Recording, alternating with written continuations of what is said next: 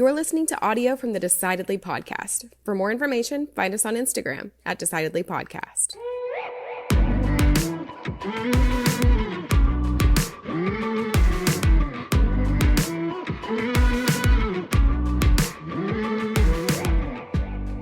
Have you ever been around somebody who you feel like they're sick all the time? Yes. Who's that? You don't have to say. Don't say their name. Yeah, don't say their name, I guess. It's a guy. He smokes and drinks. Okay. He doesn't particularly eat healthy. All right. And he's always bitching and moaning about not feeling well.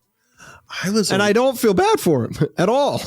Like, dude, you're not doing one thing. You don't even exercise. You're not doing one thing to make this better. I have been fortunate that I'm kind of one of those people who rarely get sick. I don't know that I've missed a day of work because I was sick ever. I'm around somebody right now that I feel like they're sick a lot. And I notice that same thing, that there's some habits, there's some environmental influence, there's some decisions that they make where they don't go to the doctor. I was talking to somebody the other day, or not the other day, this is maybe 2 years ago. It was somebody that I would only see in long sleeve shirts. And they had a short sleeve shirt on, and they raised their arm up, and I saw this red mark on their arm. I was like, "Oh, what's that?" They were like, I saw the doctor. It was nothing. I said, "Doesn't look like nothing. That looks bad. You should get a different doctor because that's definitely something." Yeah. And turns out it was cancer. Jeez. Yes, like skin cancer. Doctor just said, "Nah." Yes, you're good. And they came back later, and they're like, "Hey, thanks." I'm like, what? Like, you told me to go to the doctor. And I never go to the doctor. I never want to go to the doctor, but you seem so emphatic about it. And I never go to the doctor, but if I tell somebody to go to the doctor, it's a rare thing. And he goes, I went and it was cancer. And just this past week, I was talking to somebody, an assistant, and she was just feeling bad, looking bad, temperature. And, if you're around somebody all the time, you can tell if they're sick. Like, I was like, you should go to the doctor. She's like, oh, no, I'll get better. No, like, you should go to the doctor. And she never did. This has been like 2 weeks now. She's got pneumonia. Oh, wow. Yeah. That's not like nothing. A third of her lungs are collapsed. And whoa. Yeah. And people just don't want to interact with the doctor, I think. I think people are just reluctant. I don't know why. I think some people as well are, they kind of accept their fate. That's just how I am. I was in that position for a while. Whenever I was like senior in high school, maybe freshman in college, I had this chronic cough for like 2 years. I mean, I would cough a lot. And my friends would always be like, dude, you cough a lot. Yeah, that's just, and I was like, yeah, it's just me, man. Like, no, that's not, don't just accept that. What'd you do about it? Well, once I started like eating healthy, working out, I used to eat pretty bad. Eating healthy, working out consistently, and drinking water and getting sleep. It's like, oh, well, when I got healthier. What a big shock. Right. That's whoo. Today we talked to someone who is an expert in health and an expert in how you think about your health. Lindsay Mitchell is the founder of Vital Side, a membership program that empowers people with chronic illness and limbic system impairment to retrain their brain out of the chronic stress response so they can get relief from their symptoms and find freedom in their lives. She dealt with chronic illness, Lyme disease specifically, and found that the common practices used to treat it were extraordinarily limited. So Lindsay started focusing her efforts on retraining her brain to get out of a constant state of flight or fight and into growth and repair mode. She's trained in neuro-linguistic programming, the emotional freedom technique, and thought field therapy modalities. This training, in addition to her background in internal medicine as a physician's associate and her experience with Lyme disease, make her uniquely qualified to assist and coach others in learning how to shift their response and experience positive changes to their symptoms. Over the past 5 years, Lindsay's worked with thousands of people from all over the world, teaching them how to heal the brain and give them the tools needed to access natural resilience through practical, self-directed, and science-forward neuroplasticity techniques. I learned a lot from our conversation with Lindsay. We talked about so many valuable topics. We discussed retraining your brain to improve your body's responses to stressful life events, using your brain's ability to change to make conscious decisions aligned with your values, breaking your body's stress cycles so you can live intentionally, visualizing the implications of a decision before implementing it, using your energy wisely so you don't waste your time, understanding brain and body connections to live intentionally, and connecting with your ability to believe in yourself. Stick around for our conversation with Lindsay Mitchell. You're going to learn a lot, and you might just rewire your brain. As always, I'm Sanger Smith with my dad, Sean Smith, and this is Decidedly.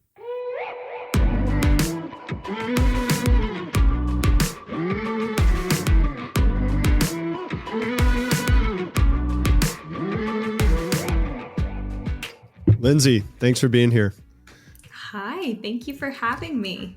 Hey, You're Lindsay. an expert on rewiring our brains. Sean's very disappointed. He thought this was about rewiring other people's brains. Oh, I thought I was actually hired to rewire Sean's brain in particular today. Yeah, so we don't have a big enough budget for that.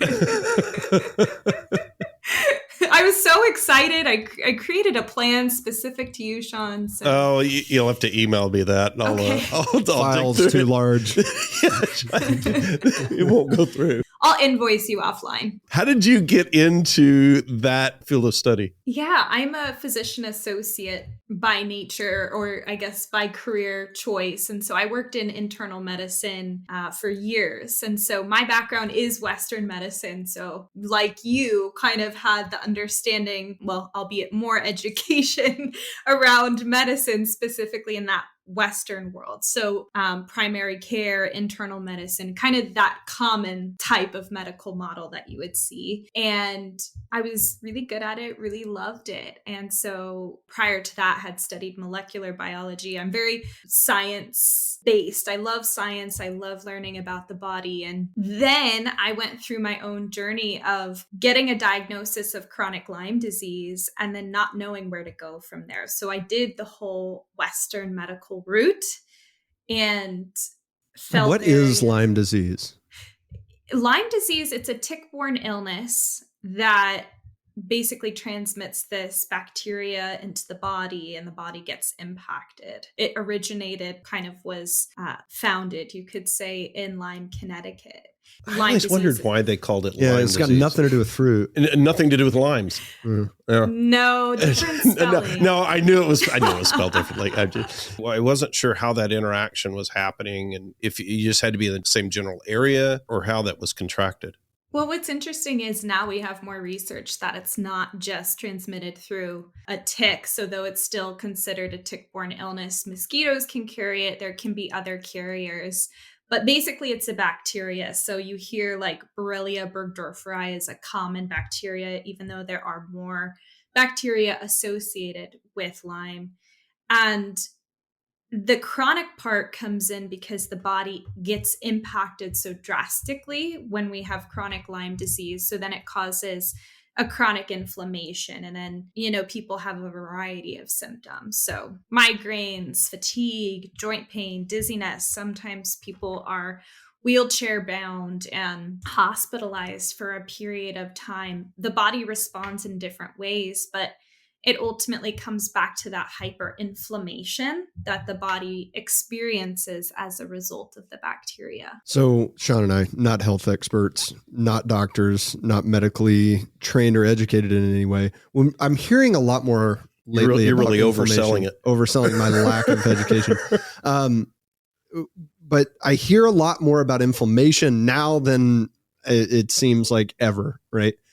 From a layman's perspective, we're talking about like throughout the body inflammation. Is this like acute inflammation in certain areas? And what causes it? Is it our diets? Is it caused by the illness, or the inflammation leads you to be more prone to the illness? That's the big question. And that's kind of how I fell upon the field of neuroplasticity, which is what I do now, which just means the brain's ability to change.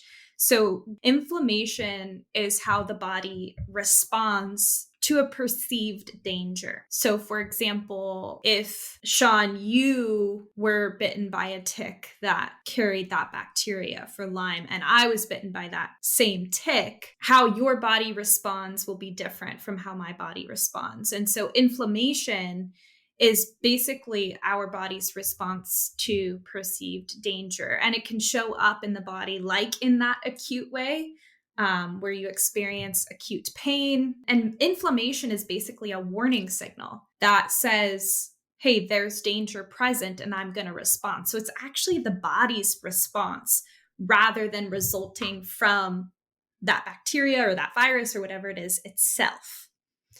Does that kind of make sense? Yeah, it does. It's like airbags going off in your... Yeah, and I can see how that would screw things up. But were you aware of how you contracted it? I was, and a lot of people who have chronic Lyme are not. I was bitten by a tick in the redwoods in California, which actually Lyme is not endemic there. And so that's why there's all this information coming out now of like, oh, tick-borne illnesses can actually be, carried through the placenta, can be transferred, from mom to child. Tick-borne illnesses can, be carried by other bugs than ticks. And so it is really interesting. For me, I was bitten by the tick. And then over the next 6 months, I started to develop symptoms. And at the time, as a caregiver for your listeners who are caregivers, it's so easy to just not think about yourself. At the time, I was doing a lot of travel. I was a travel PA, and I just thought it was like jet lag. And I didn't really think anything was wrong, even though I was aware of Lyme disease at the time. And I thought, it's not endemic here. I actually went to grad school in Massachusetts, kind of near Lyme, Connecticut. So Lyme disease was like it was on my practical exam. So I knew quite a bit about it, and I thought, no, it's not endemic here. So I didn't treat it. And 6 months later, I was taking naps during the day. My joints were so swollen. I had migraines, and I got to the point where I was homebound and then bedbound for a couple of months, where the pain was just too intense. My whole body, experienced this inflammation. And what I equate all of that to is less of like, oh, I got this bacteria in my body and my body responded, but it was kind of this perfect storm of, I was already operating from a depleted immune system just through traveling and going to, developing countries and being exposed to different toxins, and just throughout my travels, combined with a lot of traumas I had experienced and not worked through and processed as a kid. And so it's then you get to this point where that tick bite becomes the straw that broke the camel's back. And then I had this huge inflammatory reaction. So all of this to say how I responded to that tick bite could have very well been different from how either of you respond. And that's with many things, right? We've seen it in the past couple of years with COVID. We've seen it with, autoimmune conditions. If we tested everyone listening and to see what type of active viruses or bacteria is in them, some people will be responding with hyperinflammation and hyperreactivity and symptoms, while others will not. So it comes back to how the body is responding. And that's why the conversation of inflammation is so prevalent today. I have had a friend who had Lyme disease, and it seemed that she just got, as you described, she got really tired all of a sudden and just felt depleted. It seemed like the physicians that were working with her were sort of not aware of what to do about it, or whatever they were doing didn't seem to be working. What advice did you get? And what decisions did you have to make once that was diagnosed that you had this Lyme disease?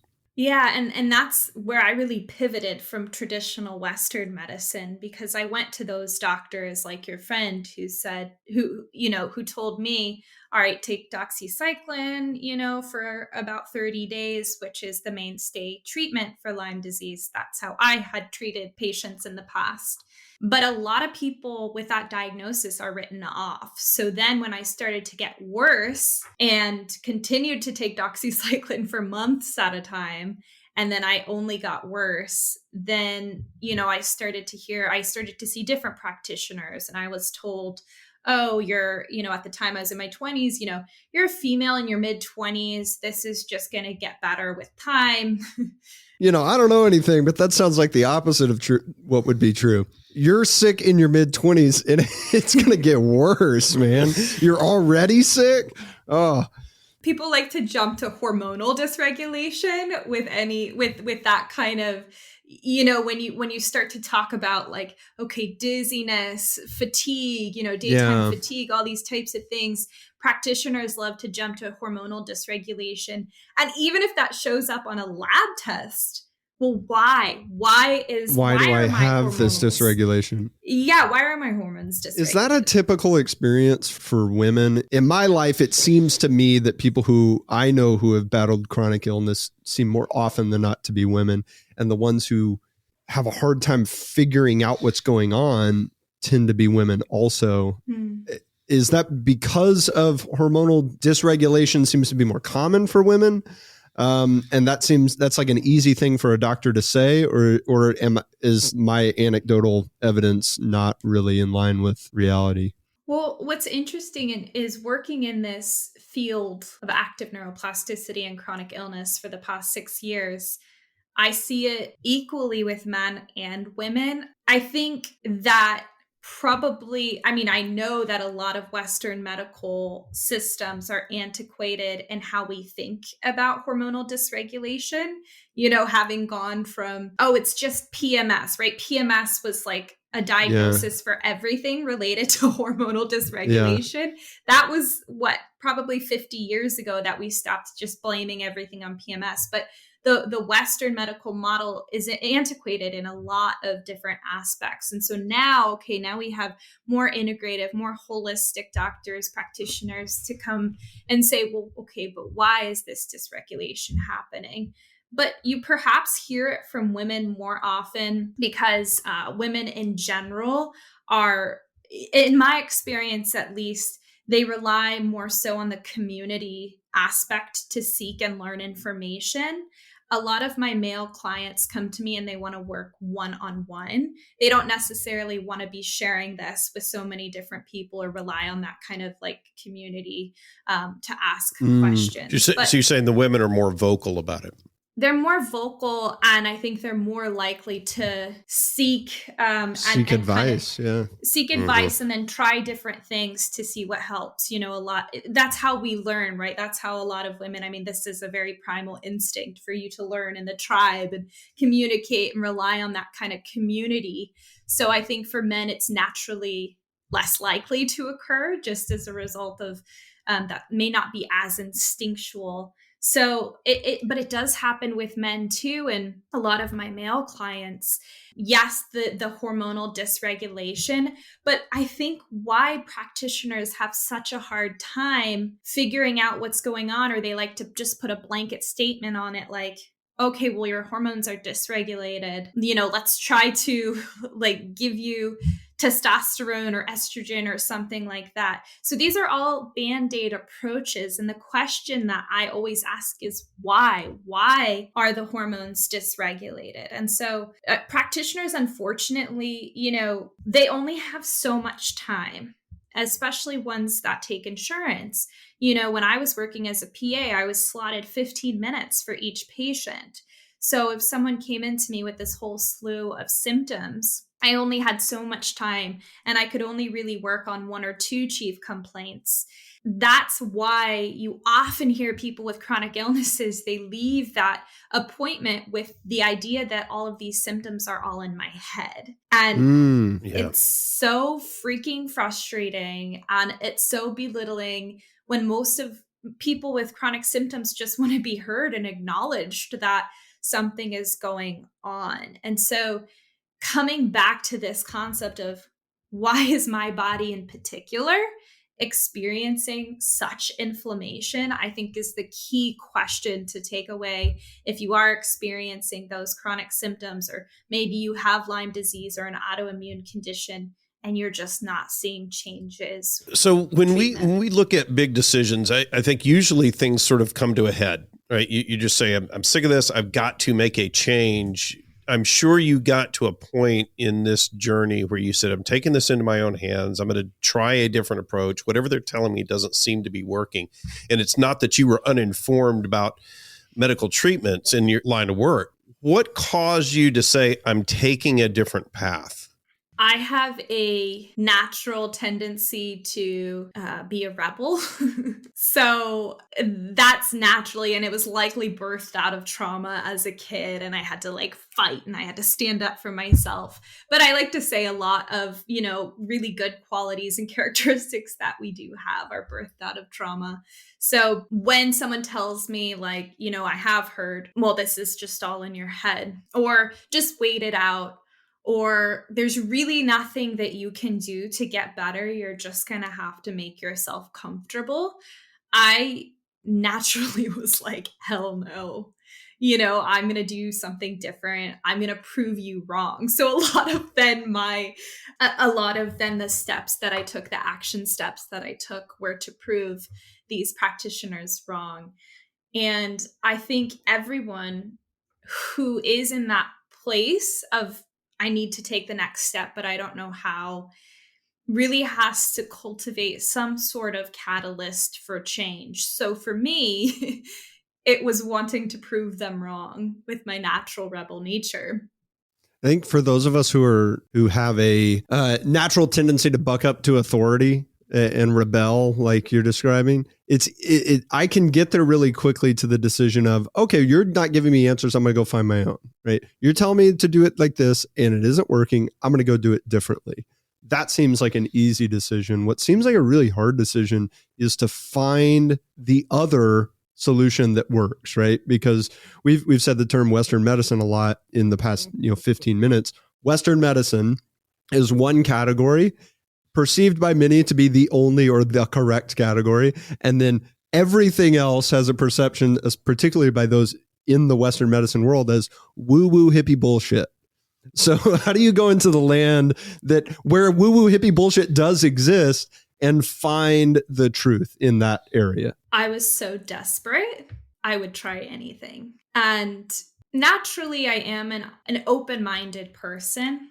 I'm willing to try anything once for the most part. And when you're that desperate and you're that sick and you're not getting those answers that are providing you with any result, you just continue to seek. So luckily I had, my husband, I had my family, people advocating for me. So I am so, so grateful for that, because those are people who, would advocate for me when I just didn't have the energy to do that. But then it's kind of taking that next step into, well, screw it. I'm just going to try anything. So like you could find me, I live in Austin, Texas now, and you could find me in Buda, Texas, more rural part of Texas, receiving biomagnetism treatment from a Hispanic practitioner specializing in energetic medicine. You could find me doing all these different things because all I wanted was a result. All I wanted to see was to see something differently. That said, when I came across the concept of neuroplasticity, or from here on out, I'll call it brain retraining, there was so much that resonated with me, because it took maybe woo-woo concepts that Tony Robbins or Rachel Hollis may talk about when they're motivating people. And I say that with love. I've got a few woo-woo things in my tool belt. Well, it's okay. Look, here's the thing. I come from that like scientific background too.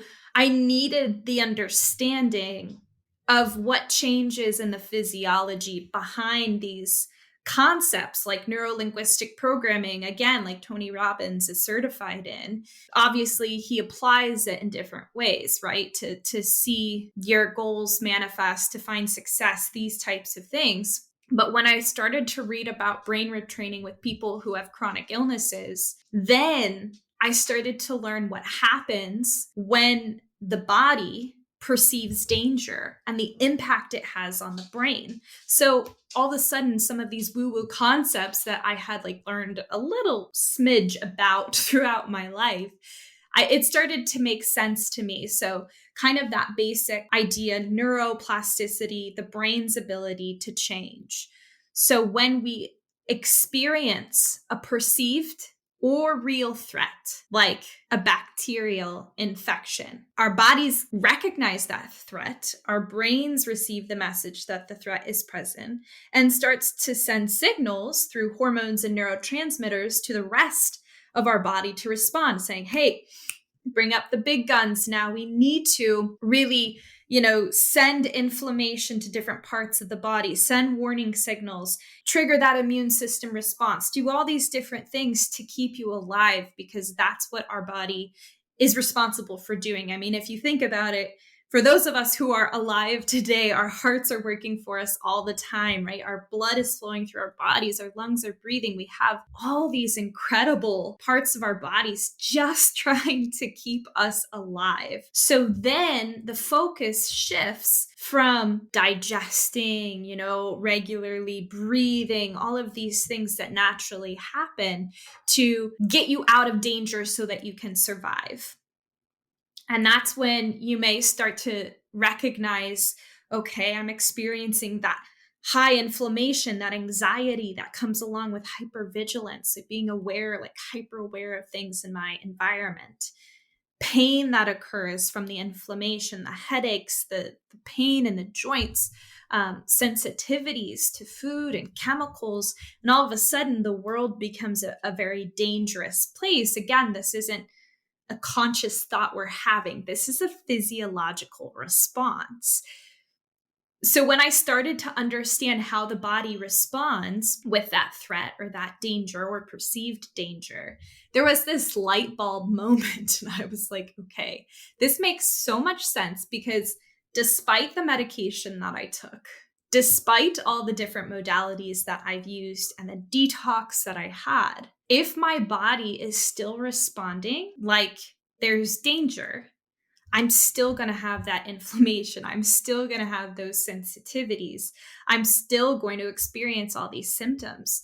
And so that made so much sense to me. And that's why I ended up going down the route that I did with brain retraining. And at the time, there were only a handful of programs, maybe 2, that were offered. But I started reading books. Dr. Norman Deutsch, Dr. Joe Dispenza talks a lot about this information. There's Dr. Candace Pert, she has some information on how we experience emotions and how our bodies experience life events. So I started reading all of these books and applying some of this information to my life. And I started to decrease that stress response. And as a result, started to see progress. What was the process for you like adopting these strategies? How hard or easy was it to do what was recommended? When you're so desperate, you feel like this is my only choice. This can be a good thing, because you're at the bottom of the barrel. There's no place but up. So you try again, you continue to seek. This is where a lot of clients who reach out are. So it was easy because I felt like there was no other choice. So the choices in my mind were try something new or die. Yeah. When you chose to try something new, you're choosing a path that is requires more work on your part than taking the pills that were prescribed to you by the doctors that were misdiagnosing the problem and were giving you a solution that didn't work, right? At least it was an easy solution to implement. You take the pill. To focus on retraining your brain, that sounds certainly more difficult than taking a pill. How difficult was it? The difficult part was perhaps finding tools that worked. Brain retraining, just to dispel it for you and for listeners, is something we're doing all the time. So brain retraining sounds super intimidating, like you're going to have to implement all these different protocols and sit down and learn all this information. But simply put, it's doing something different. So what I do in Vital Side is called intentional brain retraining. So we're intentionally choosing activities, thoughts, different behaviors for a different outcome. I'm familiar with this a little bit from Tony Robbins and looking at how those thoughts can manifest goals and manifest success and those types of things.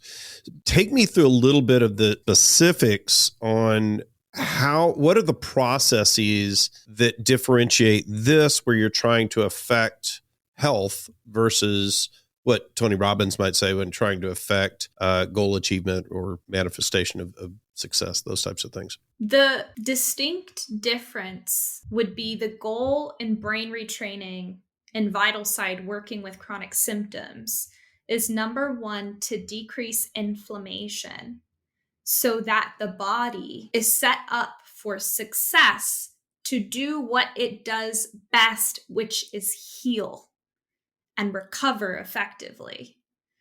When you look at someone like Tony Robbins, who offers, practical NLP tools for people to use, rather than, and decreasing the stress response can be something that is desired for the individual, but mostly the idea there is for that person to create a life that they desire. So the end product is different. The tools to get there are similar. So each is something that you desire, right? To decrease the stress response and feel better. And this one is like manifesting a goal that you have for yourself. And with the decreasing the stress response, what we do in the process that I use is first decreasing the stress response, and in the process connecting with a goal that you have. So if you're someone with fibromyalgia and pain is an issue for you, we learn to decrease the stress response through structured tools to achieve goals you have set for yourself. So I had someone who started January last year who was in a wheelchair, and she started using these tools. She wanted to run a 5K. So implementing these tools and in the process decreasing inflammation, decreasing that stress response to set her body up for success to achieve the goal that she wants to achieve.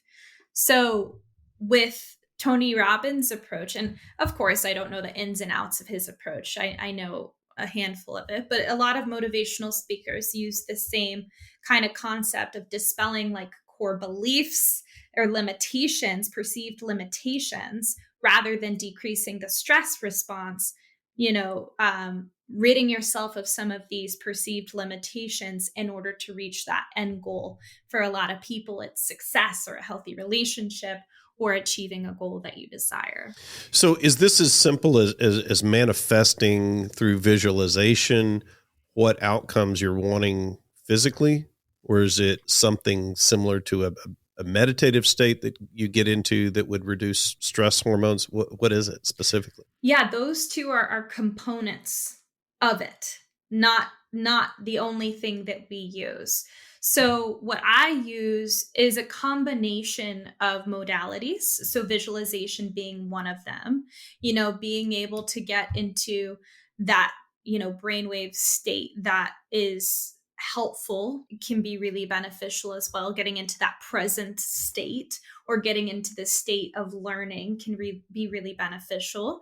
For people with chronic illnesses, though, it's harder to sit down and simply just meditate or practice mindfulness. That can be really difficult when you have chronic symptoms. And if anything, it can exacerbate some of the symptoms. So I walk people through a daily protocol that includes some breathing, some movement, language, basically like storytelling. So being able to connect with a new association to the event that you want to achieve. So changing our emotional state, changing our neurochemistry and physiology behind a certain event. So maybe if that's running a 5K, it's using visualization to put yourself in that place, using our sensory experience to also do it. But in addition to visualization piece, I also use smell, I use sound. So there's a lot of different components and we go through it in a very structured way. In addition to that, we break the stress cycle again and again. So for people that I work with, it's a 24/7 state of stress. It's not just like, acutely, like I'll experience anxiety, once a month. It's the chronic symptoms, the pain, the anxiety, the dizziness, the symptoms daily. So we need to break that stress cycle again and again, this negative feedback loop of communication of that perceived danger. So it also looks like changing natural habits and natural thoughts. So it's using state changers consistently throughout the day to break that stress pattern again and again and again. And so my program in Vital Side, the Rewire program, which I'm talking about specifically, it walks you through how to do this in a structured way, but even changing your environment. So changing what's on the walls for a new and different outcome, changing the clothes that you wear. Jeez, I believe that. You ever go to someone's house and you get stressed out immediately? Oh, I have been to so many where this is an ugly, wretched place. Yeah. No wonder you're grumpy. No, yeah. No, and that's not a joke. Well, it's like, I remember whenever I got my first office, I was talking with Sean, and he is like so talented at visualizing, and I'm not. Like, I can't visualize a space. Right. He can look at an empty room and go, oh, you put a wall here and a couch here and a piece of art here. And I'm like, I don't know, man. I just see 4 walls. I just got nothing. So he was like helping me brainstorm. And then I started to think of art. And I was like, okay, well, I want art because I like art. So maybe I'll put art here and art here. And it was expensive. At the time for me, what I was spending on the art, I was like, oh, geez, like, should I really spend this money on art? And he goes, you will get the money back on the expense of this art with how it changes how you think when you're doing your work. Mm-hmm. I believe that because the office that I do my work in, it's beautiful. I feel good every time I show up, no matter if I'm having a good day or bad day. Like I feel peaceful. Oh yeah. When you go to someone's physical space where they spend their time, whether it's their house, their office, you can walk into their space and tell instantly the quality of the decision-making person that they are. You could just tell how they do things, how they decide things. It's funny. I was in an office where we took down a piece of art and it never got replaced. Mm-hmm. And it was indicative of how slowly decisions were made in that environment because a replacement never happened. And so decisions weren't being made. So it was like, there's a cue to you as to how decisions are being made. When I think about this, I think that when this comes to decision-making is that if we can lower our stress levels, if we can visualize the outcome that we're wanting, I think that it comes to a point where you're faced with those decisions take less energy. They create less stress. You'll make better decisions if you have visualized what the outcomes that you're wanting are. Yeah, a lot of like Olympic athletes visualize their performance. Mm-hmm. And I think it was the Soviets that started it like in the, Cold War era. Like they started to learn that if their athletes could visualize not winning, don't visualize standing there in the center of the ring with your hands up, visualize the start of the match. How you're going to go out there, how you're going to hold your fists when you're boxing your opponent, how you're going to throw your jab, how it lands, how it feels when your shoulder extends. Visualize all the things that you're actually doing, not the outcome you want. If you focus on the outcome, you're probably not going to get it because you're missing all the work that goes into creating that outcome. Visualize how you're going to swim, how you're going to pull the strokes, how you're going to do all these things. And then visualize what happens when you're behind, right? Visualize coming from behind in a race, visualize over getting knocked down and getting back up, and visualize every scenario of good and bad. So when it happens, you are more prepared to react in that moment. And I train a lot of jiu-jitsu. One of the best coaches ever, his name is John Danaher. He was a professor of philosophy, I think at Columbia, before he became a jiu-jitsu coach. He doesn't even, I don't think, train jiu-jitsu anymore because he has like back injuries, hip injuries. He's older. But he trains unquestionably the top team in the world, the number one best team and the number one best athlete named Gordon Ryan, who is unquestionably the best jiu-jitsu athlete ever. Nobody disagrees. I mean, he's the Wayne Gretzky, Michael Jordan of jiu-jitsu. His coach is John Danaher, and John Danaher taught him to visualize these techniques, and it accelerated his learning. The average athlete goes from day one to black belt in 10 to 12 years. And I think Gordon Ryan was competing at an elite level, like within inside of 5. So I'm with you, Lindsay, on visualizing and how that can, train our brain to have physical outcomes that we're looking for. What do you say to people who say, yeah, that works for, training physical movements, but what goes on inside, beneath the skin, with your stomach illness or whatever, your inflammation, your brain's not going to help fix that. There are studies done to show physical changes that result from this brain body and mind body connection. So there's a study done on participants who I believe it was for about 3 months, where people would simply use visualization to think about lifting a weight, training one specific muscle group, so training your biceps. And, half of the participants just thought about it for a certain amount of time every day for 3 months. The other half actually went to the gym, lifted the muscles or lifted the weights, and were using their muscles. And they measured the physical muscle growth after this period of time. The people who were actually lifting the weights had a 30% muscle growth in the bicep. The people who just used thought had a 15% growth in their muscle, not lifting anything. You're telling me I can save an hour every morning and I can stop going outside and doing pull-ups? If you use that hour for visualization. So okay, that's true. It doesn't save you time. I can't just run it through my head real quick. Yeah. But here's the benefit is you don't have to rest between sets on visualizing the pull-ups. Well, I had seen something similar to that where it was applied. I can't remember if it was archery or some athletic activity where the time spent visualizing the act and hitting it was as valuable as actually doing it. I definitely believe that with archery. Yeah, I'm surprised to hear on the muscle growth. That's fascinating. I wouldn't have thought that. That single answer goes a long way to dispel skepticism that people might have toward the power of visualization. When you decided to found VitalSide, who were you hoping to help? People just like me who had gone through something similar with these chronic symptoms. Because in the realm of chronic illness, there's such little hope. There's such little hope. I remember going to a support group for Lyme disease in Austin. And I walked in, I sat there I think I ended up walking out. The class was the session was 2 hours long. You'd go around the room and you'd just talk about the stuff you were dealing with, the agony, the pain. I was sitting there feeling worse,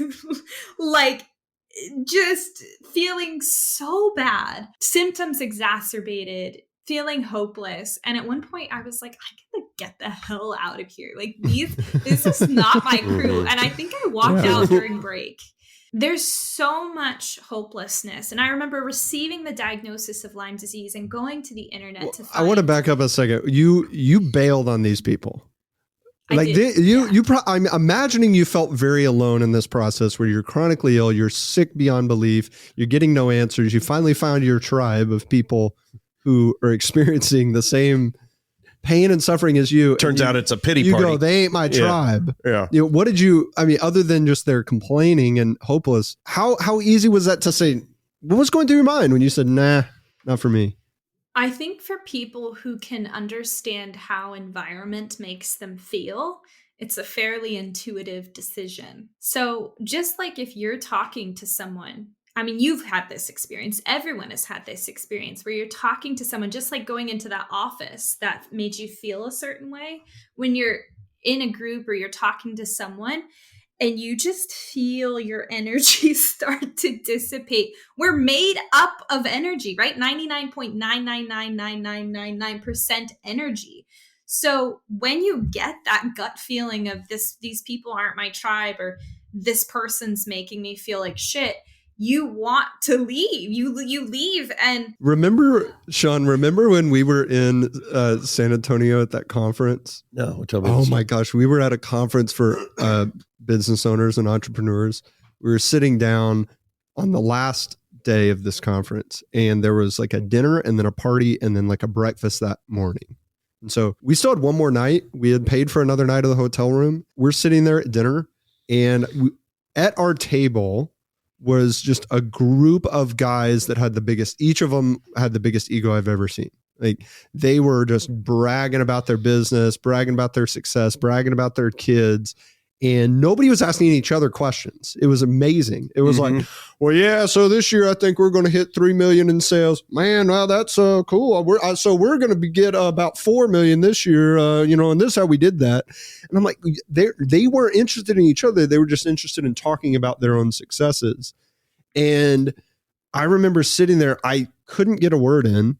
I wasn't really particularly interested in getting a word in after a few minutes. And I was no longer interested in them, because I could tell what they were about.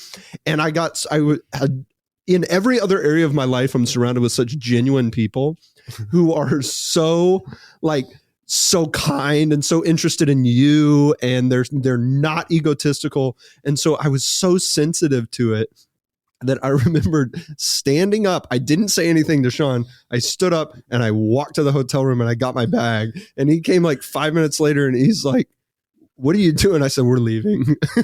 We left and we just went home. Remember that now? We just hauled ass. We just said, we're like, let's go. These people suck. I do remember that. But it's interesting how the environment impacts you. It made me feel horrible. Yeah. I was like, because on one hand, it was like these people were making me feel like I wasn't worth a shit. And then on the other hand, I just felt gross being around people that talked that way. It was like, I shouldn't feel that way about myself. I don't really feel that way about myself.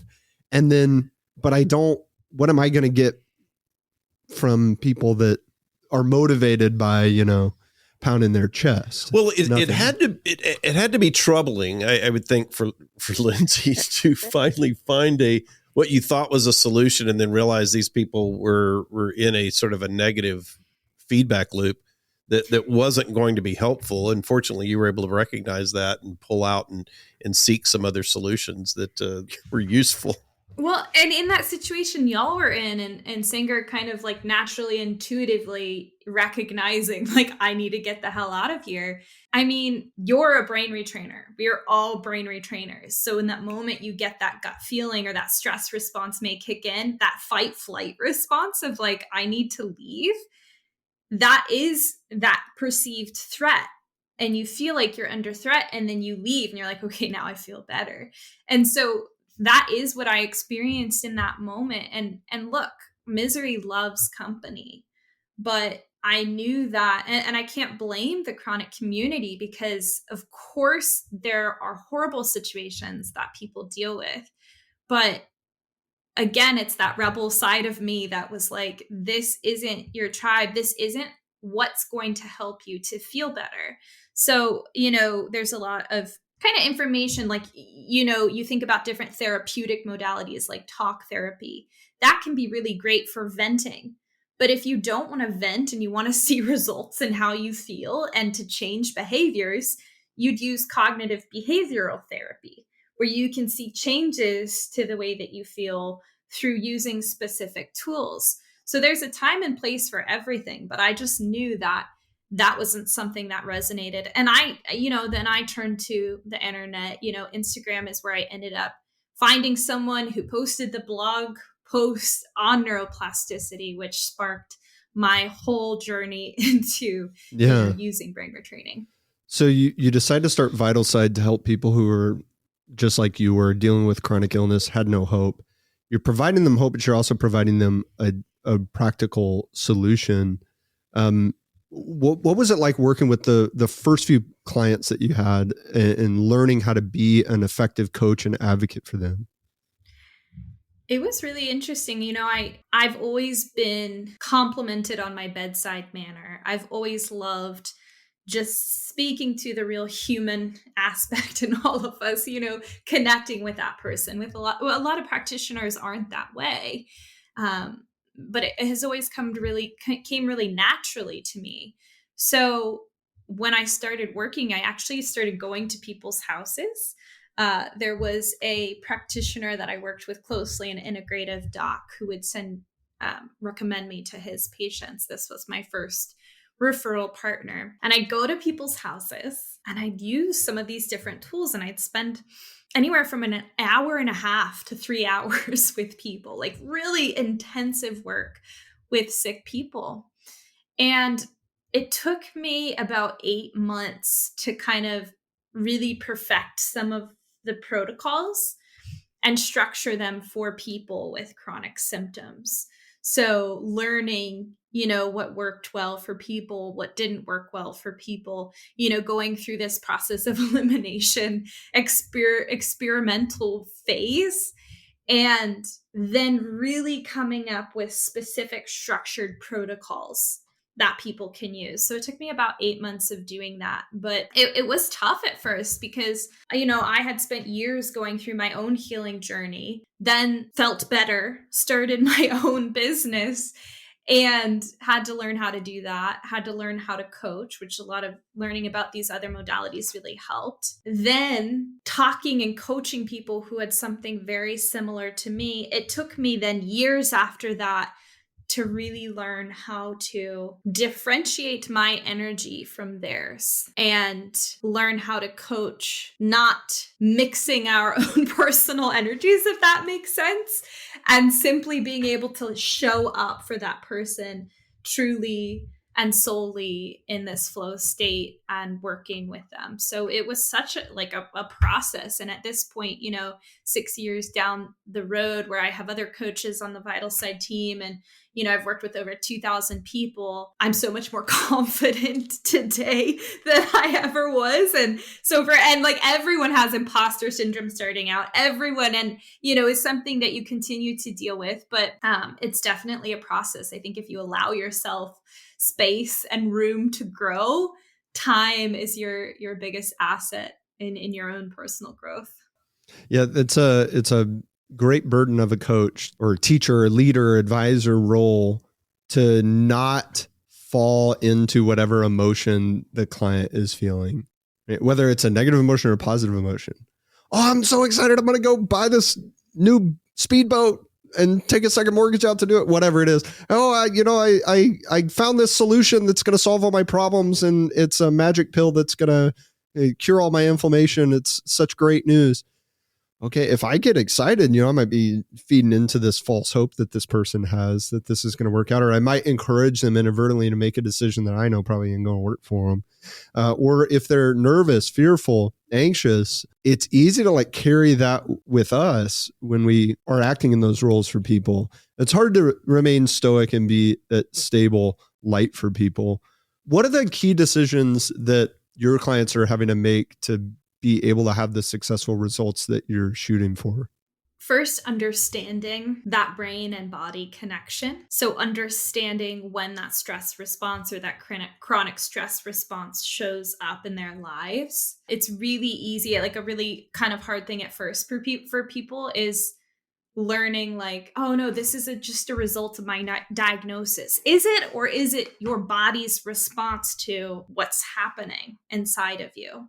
So it's learning to differentiate that. And then after, you start working through the material and you get that understanding, then the next step is really connecting with your belief of being able to see something different for yourself. So it's not something that comes naturally to people, especially people who have been disappointed. Most of my clients are I've tried literally everything and this is the last thing. Of course, you have all this evidence that you cannot change, you cannot get better, you cannot feel better. So we walk you through this process of reconnecting with your own ability to believe in yourself. And, I just had someone write a testimonial 2 days ago, and she said, once I worked on believing in myself, once I was able to carry that with me day in and day out, I recognized there was nothing I couldn't do. And it doesn't mean that overnight she's like, yeah, I'm going to go, swim 20 laps, or I'm going to go run a marathon. No, it takes mental, emotional, physiological, physical preparation for these things. But when you hold that belief and you can hold on to it again and again, you will see real changes in your life, which brings me to the last step, which is consistency and implementation of the tools. You can learn all the information. So many of us are such good at being seekers, but we don't integrate the material into our lives. So we do a course, especially in 2023, all of us have done some sort of online course. It may have been really great information, but if you don't apply it, it's going to go in one ear and out the other, and then you're not going to see any changes to your life. So that next step is really consistency. And so the group sessions, the private sessions, the community, all of these things help to maintain that consistency and that integration piece. I love it. Thank you for sharing that with us. I learned a lot listening to you, Lindsay. And I really appreciate you being here. Where can people find your information about the work you're doing? Yeah. So if you're looking for some kind of more information, Brain Retraining is totally new. There's a lot of great free resources on my Instagram, and you can look up at my vital side. And there's also a lot of really cool information on my website. That's vital-side, SIDE.com.